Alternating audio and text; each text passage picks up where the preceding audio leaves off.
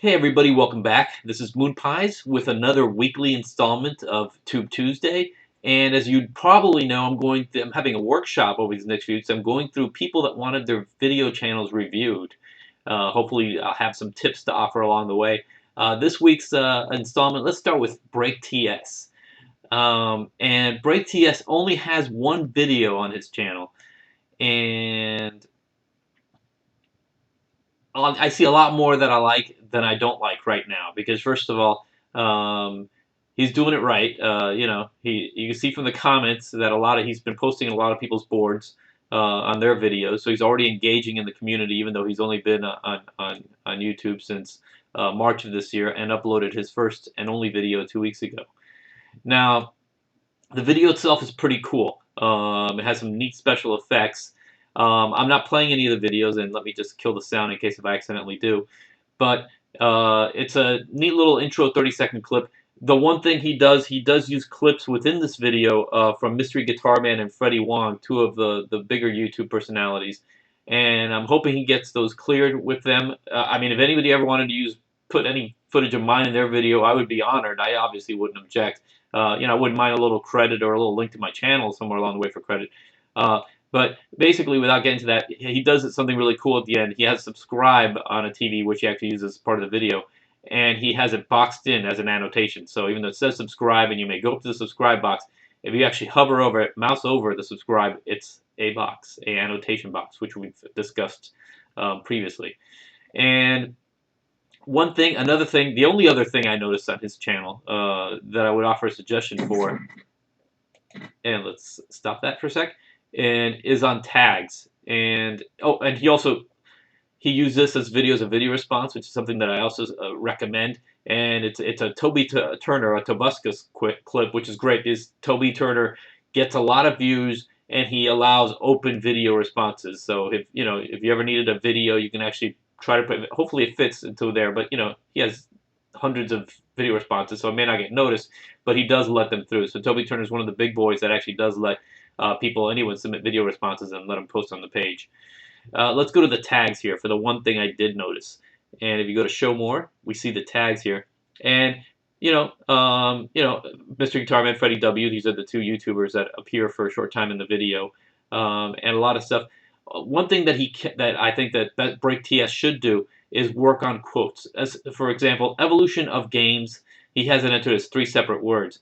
Put it in quotes. If you put quote evolution space of space games and then close quote, just the same quote sign, it'll show up as evolution of games rather than 3 different words. It'll be a lot easier. Probably epic win, epic fail, if that's what he wanted to do. Maybe combine that in a quote. You can even put epic and then win and then in quotes epic win and all that. Magic trick, trick magic. You can also leave it by itself, but also put it in quotes, magic trick. And I think quotes are a pretty underused thing as far as tags go, but they really go a long way because once you click on a quote on someone that actually tagged the right way, to see people that have used that tags lately, you do get a smaller amount of people, yet a more concentrated amount of what you're actually trying to get across with your tags. So that's pretty much it. I'd love to see more videos from BreakTS, and look what I'm doing. I'm subscribing. Hopefully he'll have something cool soon. And that's pretty much it, right? Yep. Let's go on to another video. Okay, and the second channel I'm going to review this week is EZGlutenFree. And this is a channel which has more than 24 recipes of gluten-free recipes. And has a real good does a real good job here of just about everything. The videos, I saw a few of them. It's a specialty recipe. I have a sister-in-law in Virginia who is on a gluten-free diet, and I know it's not easy to go through, especially you live in a world where there's so much wheat and dough out there to go through the actual gluten-free stuff. So I mean, it's definitely instead of someone who just has a regular cooking channel, Anne's already setting herself apart by specialty, which I think is great. It's a great way to stand out in the crowd. And the channel's laid out nicely. She also has a blog where she has more details on this recipe.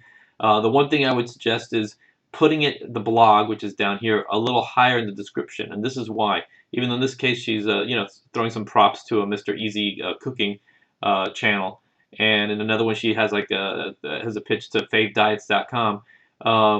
getting her blog higher is important, because if you go to, let's say, this is from her channel, but if you're watching this video from, let's say, an actual search, and you actually found this video, and let's kill the sound, and you actually see here, the description they see is only the first few words. So all they're getting here is, for great recipe ideas and cutlery tips, check out my friend Richard at the. And that's the problem, that a lot of times people aren't going to click on the show more button, which is where they get, first of all, Richard's channel, and more importantly, her blog at the end for the EZGlutenFree blog. So just like I do with mine, that I put net stories right at the very beginning, before I even begin the description, I would actually suggest for her to put that up there and just start there, and then just say, for more gluten-free recipes, and then get into the description, because the title's already here. The title's already telling you what this is going to be. Another thing she can do is, on the actual blog, she has the actual recipes spelled out. It wouldn't be so bad if she actually spelled out the recipe right here in the description box, because those are also keywords. So let's go to her blog for a second, and you can see here, for pizza margarita, and here she has the whole, more text than she gets away with on what she puts in the YouTube channel, but also the actual ingredients and everything. And I think if you get these ingredients, some people may actually be searching for these ingredients. Maybe someone has red pepper flakes around the house, or grated pecorino romano, and they have these things, and they may actually search for them on YouTube to find a recipe. They wouldn't find it. They may find it on her blog, but she can actually list that on her description of the video. And first of all, it'll give it more keywords and make it a lot easier to find. Beyond that, this is great stuff. If we go back to her page, she's only had these videos, 24 over the last 2 months. I don't know if she's actually accumulated these over time, or she's actually just made these 25 videos in just 2 months, which is pretty amazing. And even though she doesn't have a whole lot of subscribers, relative to like most partners on YouTube, 172, and not a lot of video upload views, nearly 2,000. This is the kind of stuff that's perfect for the YouTube Partners program. And so, I mean, youtube.com/partners. I think that, Anne's channel, I mean, if she hasn't applied yet to the Partners program, everything here has all the polish and everything they would like. I'm assuming this intro music is either public domain or not something that someone else owns, so we'll get into any copyright problems. But I think the channel's ready to go. But yeah, the only things I would do is, with Anne's channel, is basically get her own blog, which she can promote, up a little higher, and put in a little more description in the actual, some of the ingredients, some of the recipes, some of the layouts. Obviously, it's a neat way if she doesn't leave it out to let people find it on the blog and for an incentive to check it out. But it's one thing to do, and also this is done through Blogger, through Blogspot. So if she wanted to, she obviously has the option, and yes, she has monetized it through Google AdSense, so that's good. So at least hopefully she's making a little bit of pocket change on that. And that's about it. That's it for this week. I think I'm going to go have a gluten-free lunch.